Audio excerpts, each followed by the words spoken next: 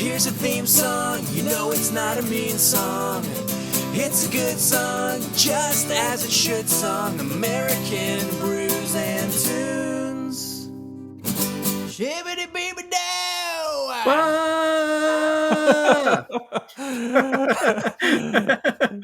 Well, somebody had to scream.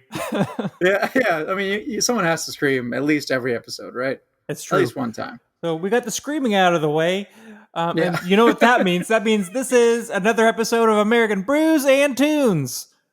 My name is Stephen Johnston. And my name is Jesse Titus. This is episode 113. Sorry, I'll stop that. For now, at least, but it may come back. Yeah, it may come back. We'll see. What goes around comes around, like a boomerang. Yeah, like a boomerang, like everything in life. Once you break the eggs, once you bake the cookies, there's no going back. It's true. You know what I'm saying? I don't know how that's a boomerang. Because boomerangs, once you throw it, there's no going back. There is, it only comes back. This is not the greatest analogy. No, it's not. Who knows? Not us. Doesn't matter, though. Anyways, for those of you who listened to our world-famous episode from last week, episode 112, you'll remember that I talked about the first 3 albums that I ever got on CD format, I suppose. Yes, on CD format, yes. And we very heavily teased this episode where Jesse was going to talk about his first 3 CDs. You know what they say, where there's a rhyme, there's a reason, Steve. So they do say that. Everyone says that all the time. Yeah, and Jesse says that specifically right now because this podcast is called American Brews and Tunes. Before we get to the tunes, which are Jesse's first 3 CDs, let's get to the brews. The brews. Arguably the better portion of this podcast. Who knows? So, I mean, it's arguable. Yeah. Everything's arguable. You could argue that out the wazoo if you really wanted to. Yes, you could. Jesse, remind the people of the beer we had last week. Well, the beer we had last week was from Bearded Iris. It was a collaboration between them and 3 other breweries. Highland Park Brewery, Modern Times, and Green Cheek Beer Company. And it was called Rhyme, and it was a double IPA with Simcoe, Citra Cryo, and Strata hops. Yes, and those 3 breweries were from where? The West Coast. Correct. Pardon the dogs if you can hear them, but it's okay. They're just barking. They'll be corralled later. It's all good. That's where it's all wild. It's the Wild West here on American Brews and Tunes. You never know what the Wild extra West sounds are going to happen. Like the West Coast, where all those breweries were from the beer Rhyme. So the beer we're having today is also by Bearded Iris. What? And it's called Reason. And it is another collaboration, but with beers from the East Coast. I would have never guessed that. Those breweries are Other Half, Creature Comforts, and Burial. I would say Burial. So how do you pronounce it? Burial or Burial? Because it's spelled Burial. So you would think it'd be Burial, right? Well, I would say bury because I also say bury. When you're going to bury something, it's still spelled Bury, bury, but it's pronounced bury. There are some places where they pronounce it bury, though, right? I guess. Like, hey, did you bury the goldfish in the backyard? If you're talking about Australia, then I think they do say that. Oi, did you bury the gold? Did you bury the goldfish? I don't know. Maybe Scotland. Get in my belly, bury it. I buried the last of them. I'm about to bury this beer in my belly. Anyway, but like you said, so those East Coast. All East Coast. Yep. And so this is a double IPA, and I actually have the description, which is on Untapped, the best social media craft beer app out there. Not a sponsor. Not a sponsor, but hey, if they want to, They why should not? sponsor us, please. We love you. Anyway, Reason's precisely crafted Riwaka plus Nelson plus Mosaic Incognito plus Mosaic Cryo agenda checks off notes of candied lime, passion fruit sorbet, and sweet orange cream. Interesting. So it's very different than what the Reason was, because if you guys recall from last week, the Reason tasted like melon balls. Yeah, it was a kind of a, and I hate to use this word, but kind of a delicate fruity beer. Yeah, as much as a double IPA can be delicate, I would agree with you there that it was delicate. Yes. The word that I remember using was, it was like a very rounded, smooth sweetness. It wasn't very pungent, or it wasn't like in your face. It was smooth. This description seems very different, like sweet and tart, like candied lime or passion Yeah. fruit sorbet. Yeah. So we could be expecting something. Well, obviously, we're going to be expecting something way different than rhyme, but we'll figure out what that Reason is whenever we try Reason. Yeah. Let's say we give this a crack and a try, shall we? Yeah, crack and a try. I'm excited about this because You remember? I'm a big fan. you I'm a remember- big fan of Creature Comforts. Yes, so am I. You remember Owen Yes, I from do. college? And remember when he taught us that, like, in Ireland or in Northern Ireland, where he's from, you would say, "Where's the crack?" Where's the crack? Yeah, that means like where's the As like, fun, "Where's or the party? where's the the fun?" happening? Yeah. Anyway, that just reminded me of that whenever we said, "Let's give this a crack and try." I was like, "This is what the crack is." I'm stretching my memory to think about what the beer looked like last week. If I but- remember correctly, it was like kind of a Like lighter, a light straw. like a light straw color. This is, I'd say, at least twice as dark compared to that. More of an orangish, Yeah, haze, it's got and kind of like a perhaps a little more hazy. darker.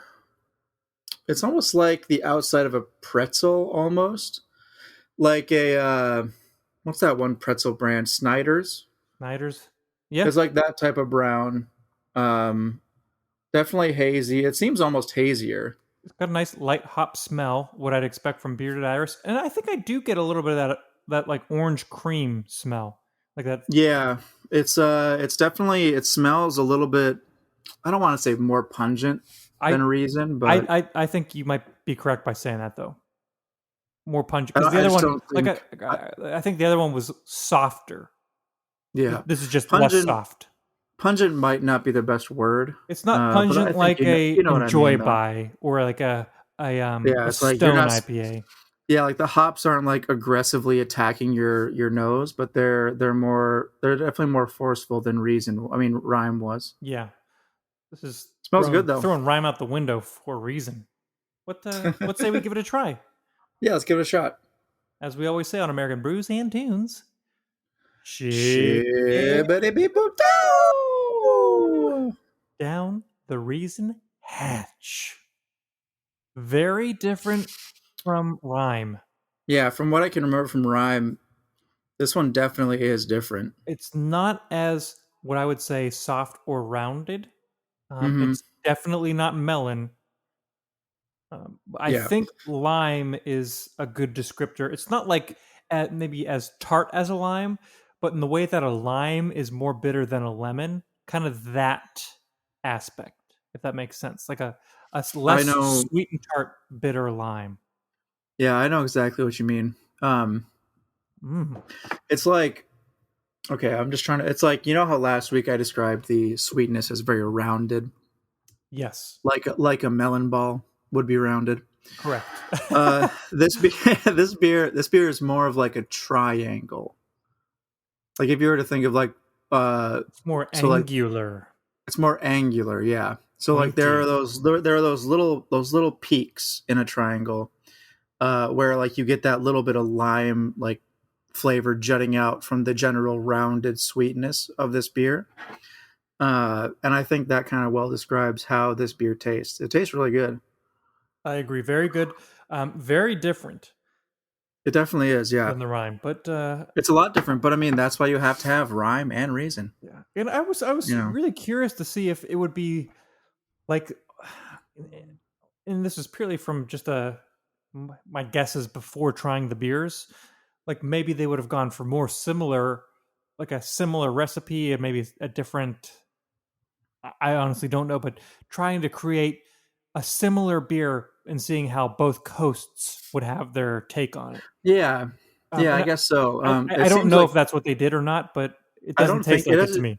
Yeah, it doesn't seem like that's what they tried to do. It's just But maybe I mean, those four, like Bearded Iris and the additional three breweries got together and made up their own thing, and then Bearded yeah, Iris and the other three breweries, unrelatedly, made their own thing. So just two very yeah, different styles. it almost just seems like, oh, like, hey, we really like you three on the West Coast. Let's work together. We like you three on the East Coast. Let's work together. So other than the So fact that they like each maybe, other, there was no rhyme or reason. but yeah, initial reaction to this beer though, Bearded Iris does it again. I mean, it's fantastic. Yeah, it's spot on for what they do. Great. And I don't It's think coming we in talked about at it last episode, but on the bottom of their cans, they always put something funny near the Best By date. And yeah. on the when it says "Yikes, spikes," Yikes, spikes. Yeah, I see that. I don't know what it means, and I don't remember what it said on Rhyme. Maybe we'll follow up with that later. But See, what were you saying? It they're pops in a what? talking about the triangles. Oh, spikes. Triangle is a spike. They're talking about the triangle flavor as opposed to the rounded flavor of reason. I mean, That, of rhyme. that makes too much sense. I know, and it must be what they were thinking. There's literally no other answer that I can attribute to it. Yeah, there's no way it's random. But this beer is coming in at 9.1%, which is slightly higher than rhyme. Ever so slightly by 1.1%. Yes, exactly. This is a winner. Yeah, so we'll come back to this beer later if it changes, or just in general. At the end of the episode, we will talk about it again. Okie dokie. So let's talk about the albums that I had as a child. Yes, Or let's. my first three albums. As you guys heard last week, Steve had cassettes, and I never did. My family wasn't like super huge into music. Like I don't remember, like you said last week, how your dad would like play records for you and your sister. Yes. There was never really a point in which like my parents would like take me aside and say, "Hey, we're going to listen to this record right now." But we always, we had like music playing in the car and, like various other times. Like we still like had music, around us at the time, but it was never like a focal point for me growing up. Yeah.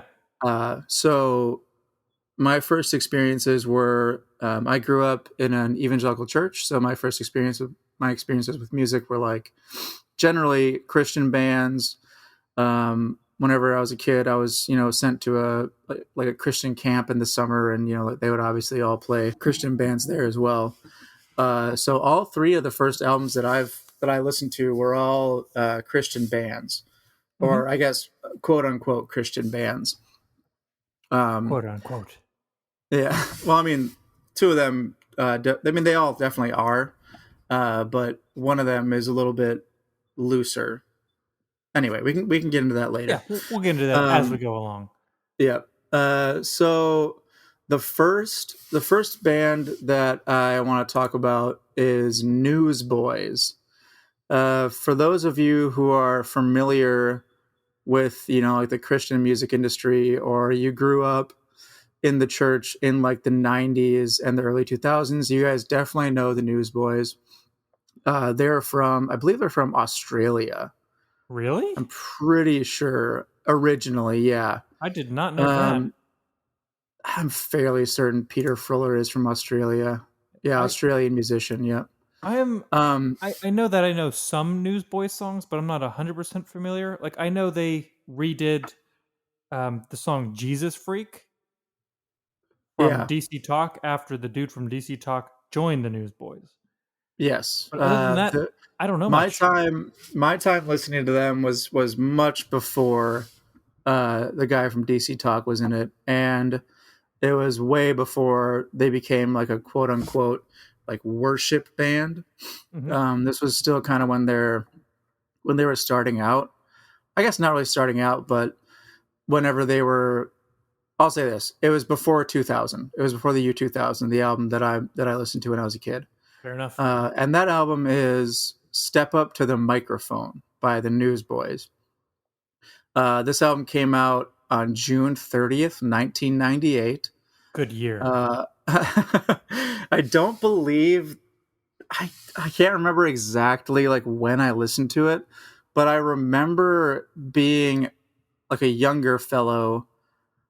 I think it was in elementary school when I listened to this because like I had like a CD player in my Mhm. room, and I remember like my parents not really wanting me to listen to uh like they wanted me to listen to Christian bands essentially. And Makes from sense, I this guess. album, from this album, like it has like kind of cool guitars on it, like overdriven guitars. So it's still like is rock and roll Mhm. or like pop rock or whatever. But it's definitely not. It wasn't like contemporary music or like wasn't like what was popular at the time. Yeah. But I remember playing this album, Step Up to the Microphone, on my CD player, like full blast, like in my room, Hmm. and me like dancing to it, like whenever it must have been when I was in elementary school, like fourth or fifth grade. Yeah, well, I mean, 98, It was 99, 98. I was 7 years old, so second or grade, just about seven. So yeah, it would probably be. third, I think I want to say like first or third second grade. grade. I want to say like third grade. Yes, I want to say the second or third grade. Yeah. I probably didn't have it right when it was released. Okay. Um, I think But you were you definitely a remember back. youngster.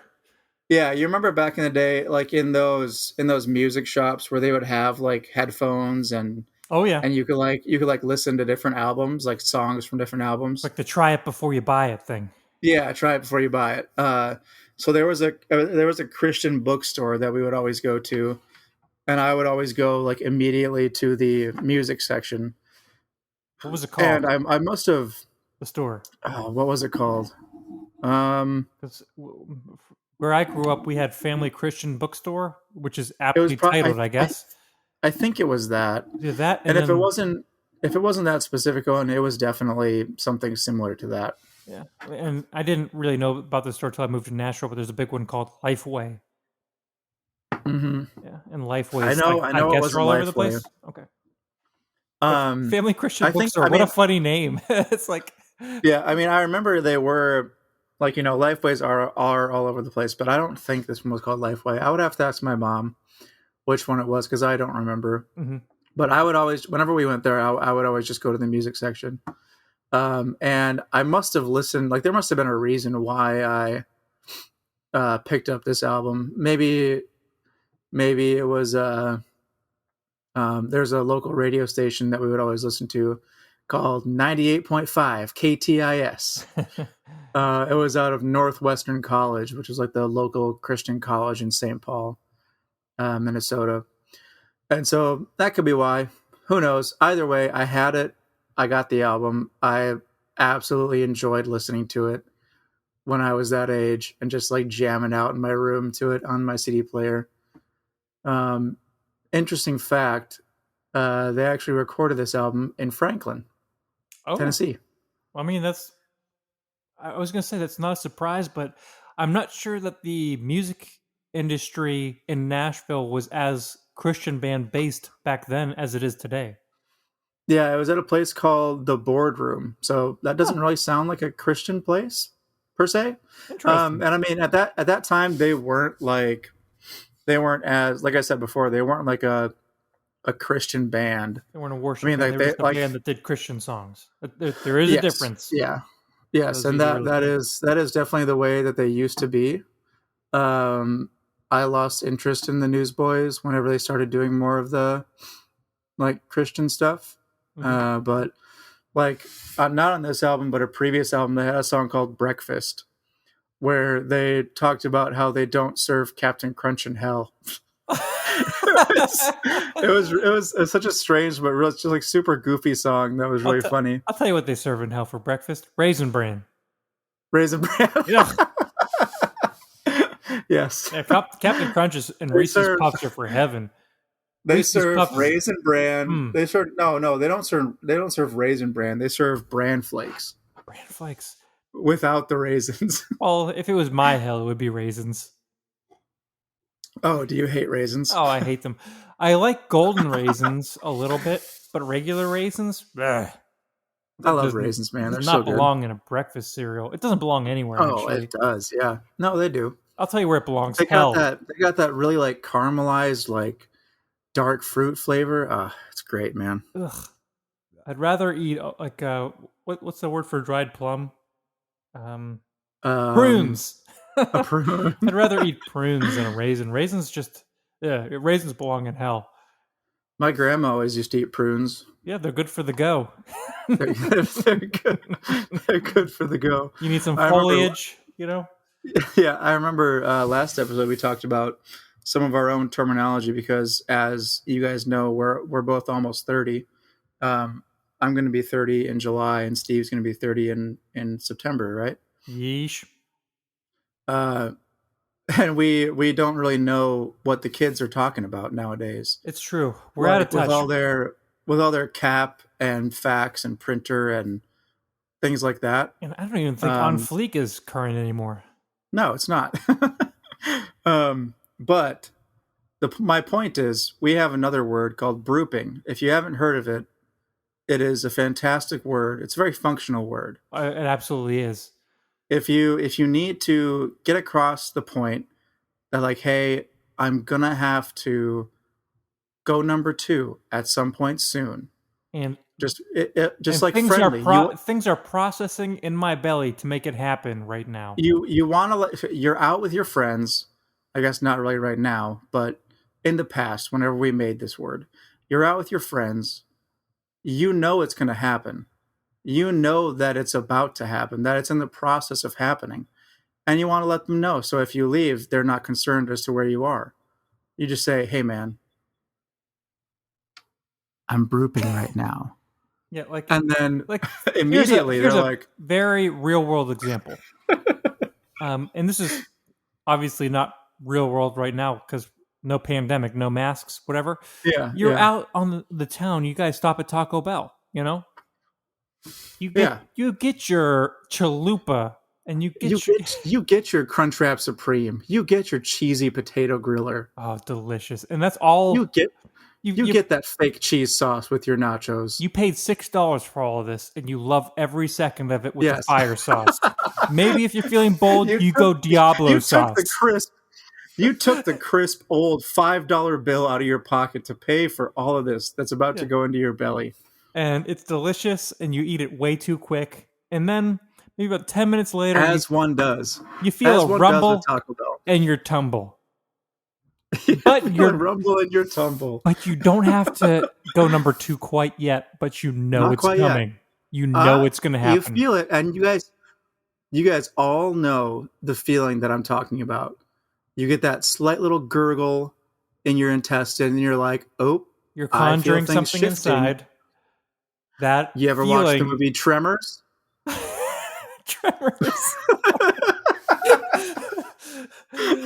Oh yeah. You feel it in the ground. You know, it transfers from your stomach to the ground, and then you just lean over to your friend and say, "Hey, man, I'm brooping," and then they'll know.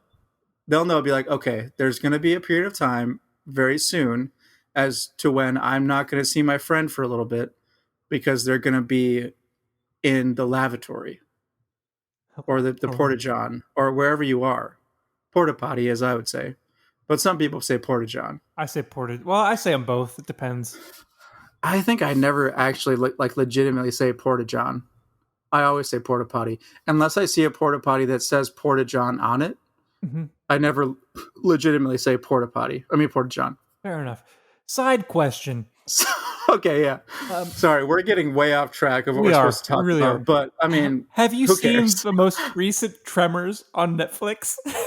No, no. I believe it's called Tremor Island.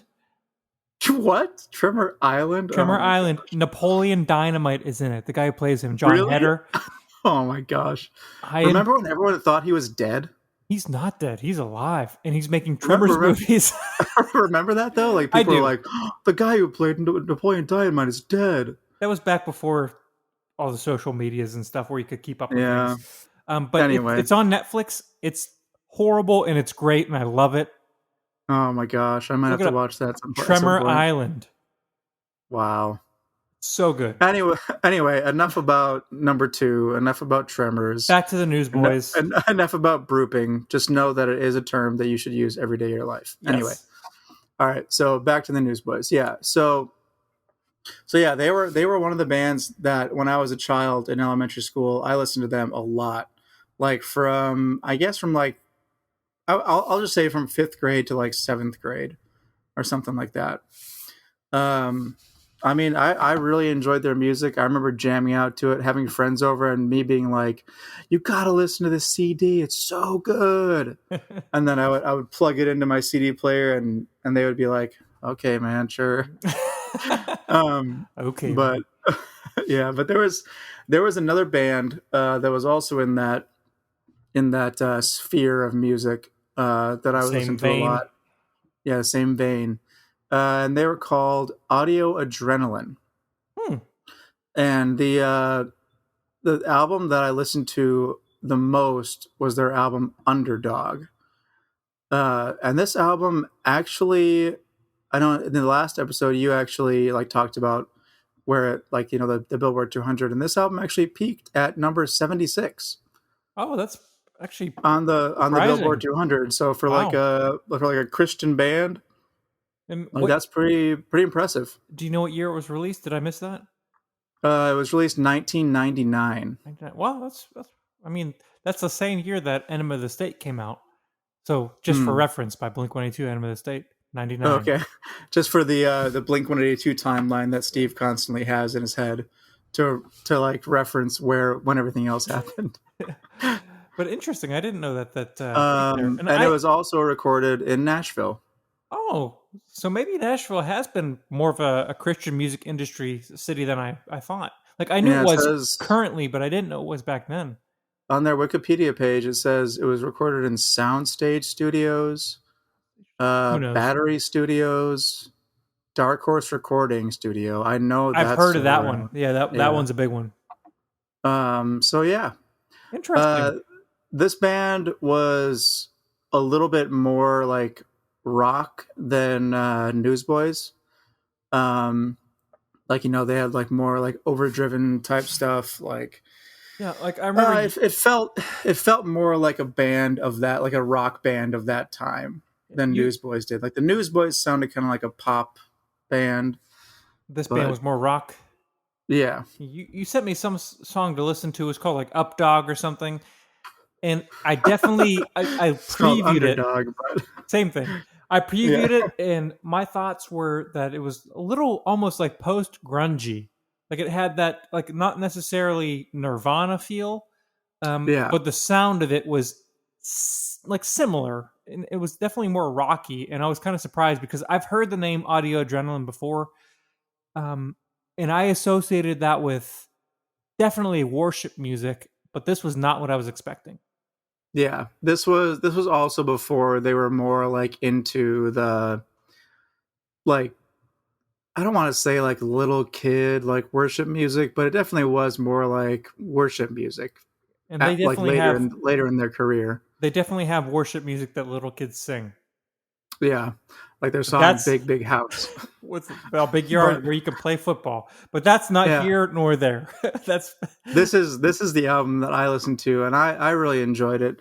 They have this like super strange song at the end called the Houseplant song, and it like talks about this. It's like this whole like story song where this guy's like playing an open mic night or something, and he's like talking about how you read in a book where if you play classical music to a house plant, or if you play rock and roll to a house plant, like the house plant will be better if you play classical music to it. I don't know. It's a super weird song. I mean, Um, I don't really know how much plants respond to music. Did you? I actually saw recently there was a study where plants do respond to the sounds that are around them. That's They had interesting. these plants that were enclosed, Mhm. and for one of them, people like complimented the plants, and in the other one, people like insulted them. That's a good plant. That's a bad plant.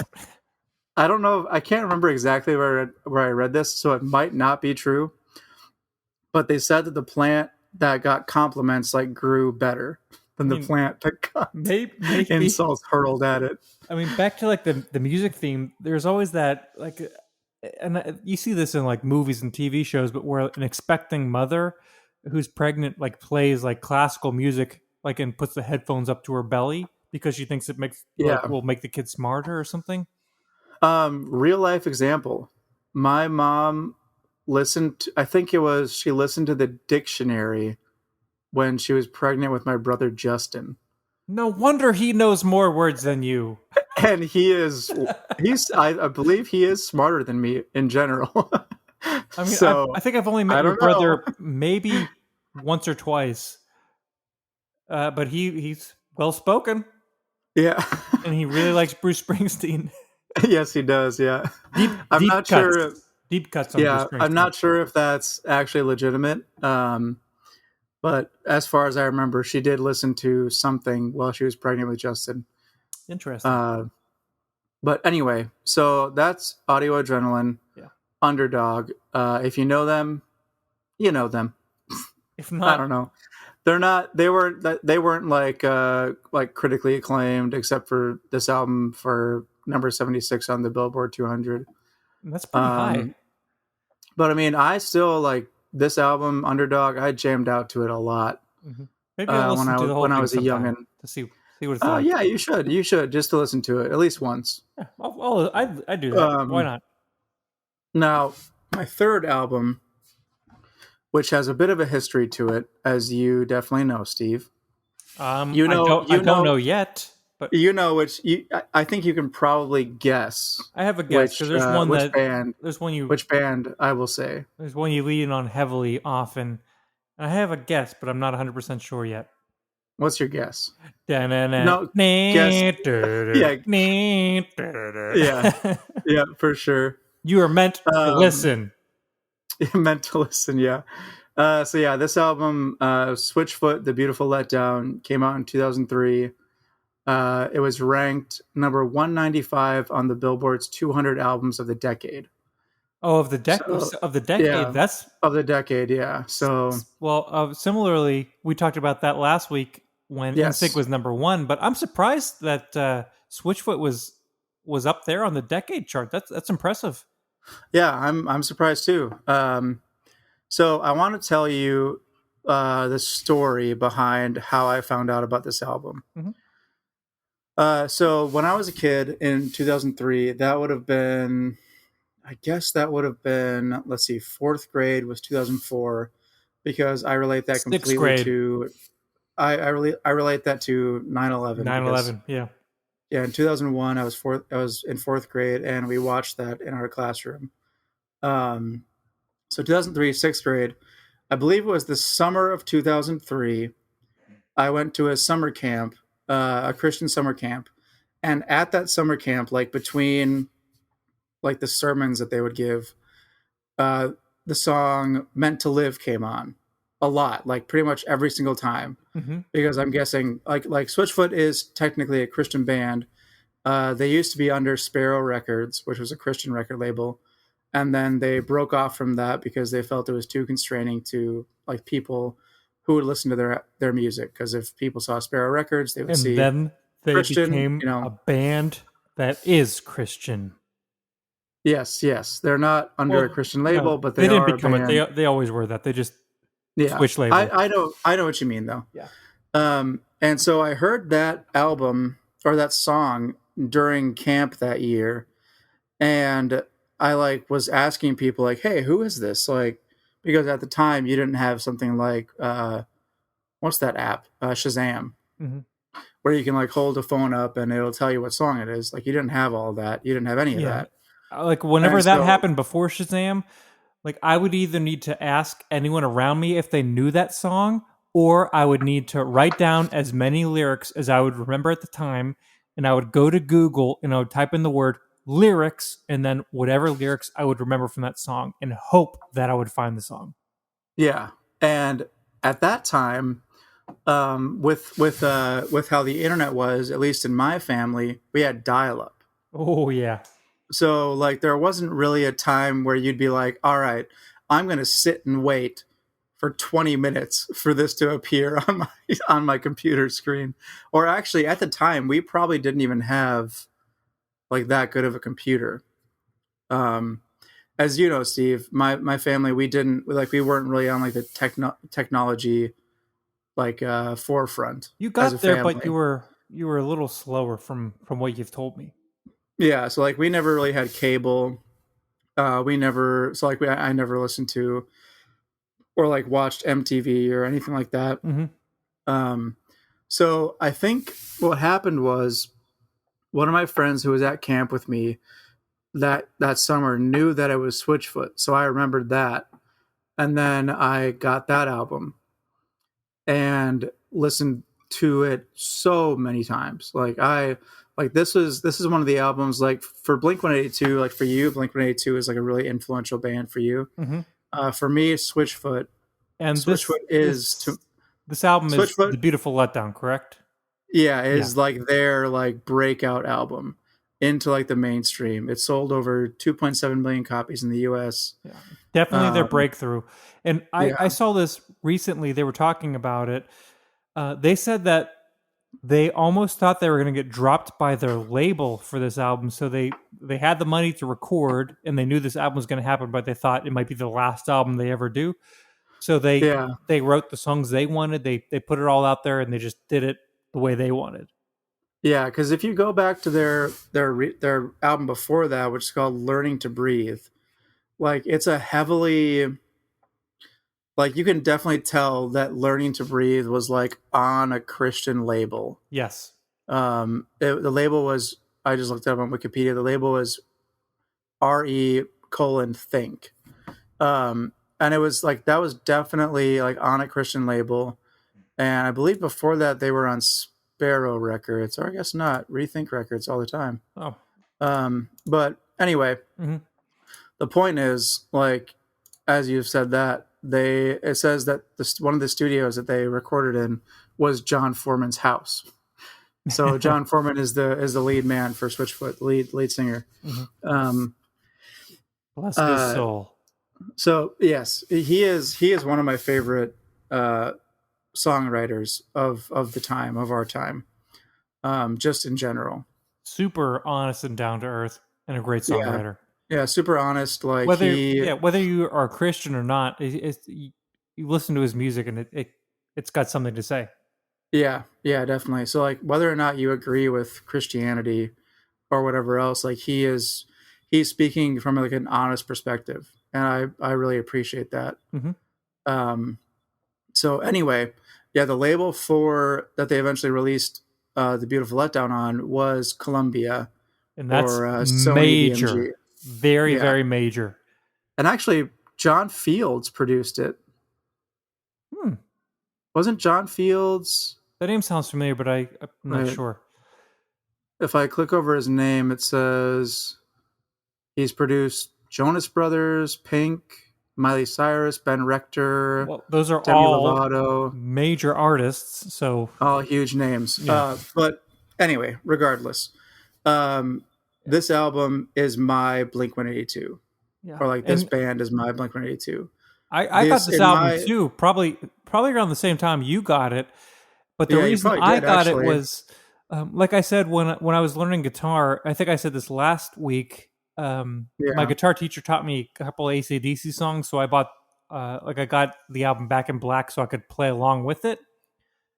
At one point in time, my guitar teacher heard "Meant to Live" on the radio because it was a huge single, and he's like, hey Yeah. man, this song by Switchfoot called Meant to Live is awesome. It's a great guitar song. Let's learn it. So he taught it to me, and I bought the CD just to play along. I didn't Yeah. know they were Christian. That was never a factor. Yeah. It had nothing to do with it. But Yeah.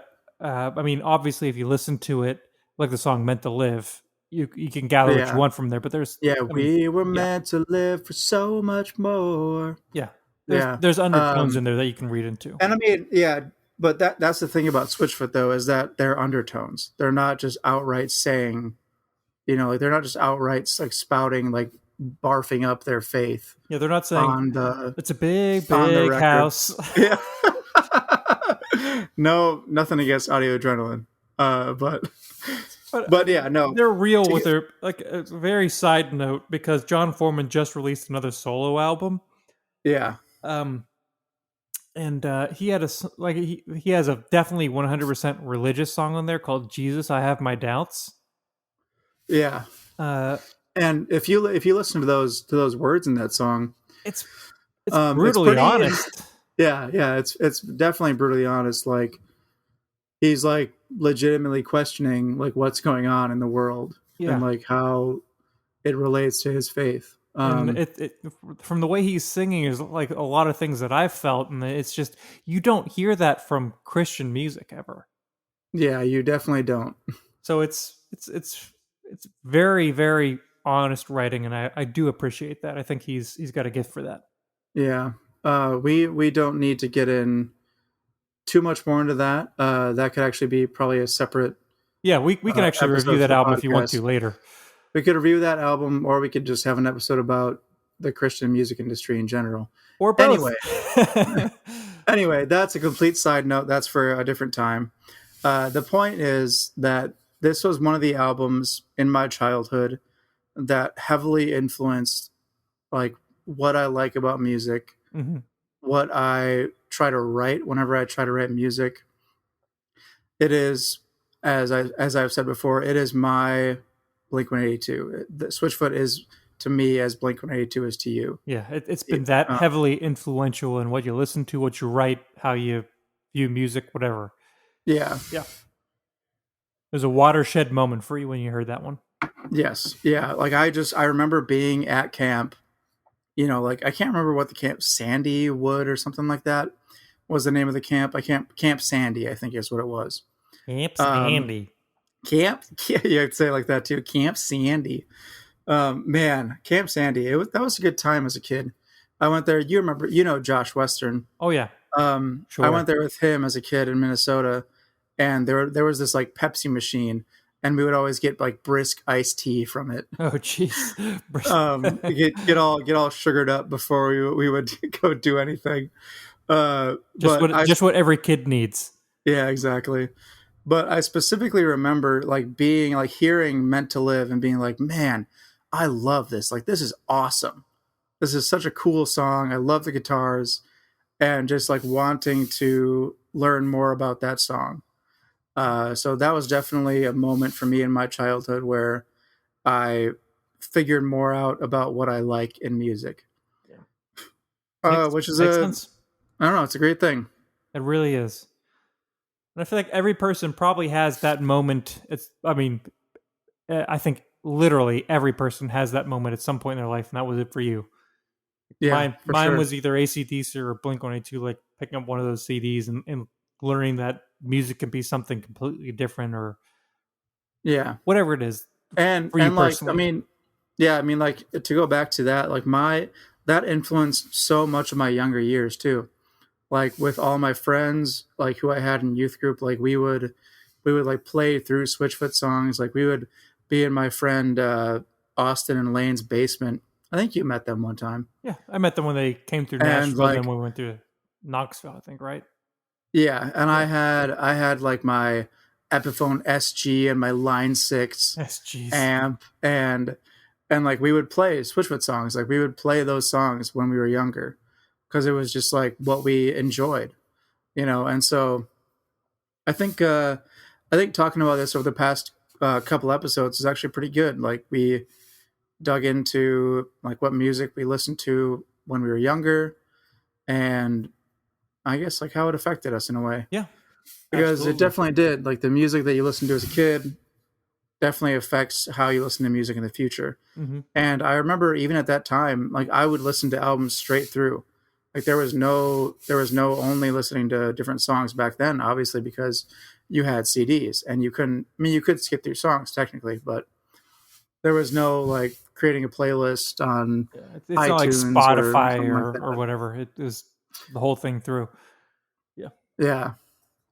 So I think that about wraps it up, though, for me. Talking about my childhood music. Yeah. Let's get back to the beer. Awesome. The beer I think was pretty steady. Like last week, Rhyme was pretty steady the whole way through. I think Reason is as well. I'm not necessarily sure that it opened up as it warmed up. I think it was You know, take presented another well. sip. Take another sip real quick, and let it mull in your mouth for a little bit. I think I'm getting more of the lime and getting more of the passion fruit, as they said. I could see that. But I still think it's riding pretty steady. Yeah, I'm solid. It's definitely riding steady, but I'm definitely getting more of that lime up front in the mouthfeel. Yeah, very good beer. Yeah, out of the super tasty. two, though, I think I might prefer. I prefer Rhyme. Reason. Whoa, I prefer Reason. Your Reason, I'm Rhyme. Okay, fair enough. Yeah, the Rhyme was almost too like dull or like too rounded for me. I liked it because when I envision Rhyme, I think of sitting outside like on a rocking chair and just enjoying a nice summer day. Yeah. And I think it's perfect for that. Reason is when you are out on that rocking chair and you might rock a little bit too aggressively. All right. Hey, rocking chairs are up to the rocker, I guess. Like I said in my analogy at the beginning, Rhyme was more of a circle, Reason is a triangle. All right. That makes sense. Yes. Anyways, looking forward to next week. We're going to go back to regular type episode. Formatted, right? Or I think we're going to do one off probably. Yes. Maybe of Arcade Fire's most recent album, potentially. So we'll see if that's what we do. If not, you'll be surprised, and we'll let you know what it is. For those who don't know, Arcade Fire's most recent album was Everything Now, and it actually came out like 3 years ago, right? Yeah, it's been a minute since they've released anything new, but it's a fantastic album. It's a good album, yeah. Regardless, we're going to review it at some point on the podcast. So, but otherwise, if you have a suggestion, if you have comments, concerns, critiques, just want to say hi, if you want to recommend an album, whatever you want to do, you can reach us at any of the social medias at American Brews and Tunes, or you can send us an email at americanbrewsandtunes@gmail.com. Otherwise, let's say we finish this beer and sign off for the week. I say we do. Okay. As we always say on American Brews and Tunes,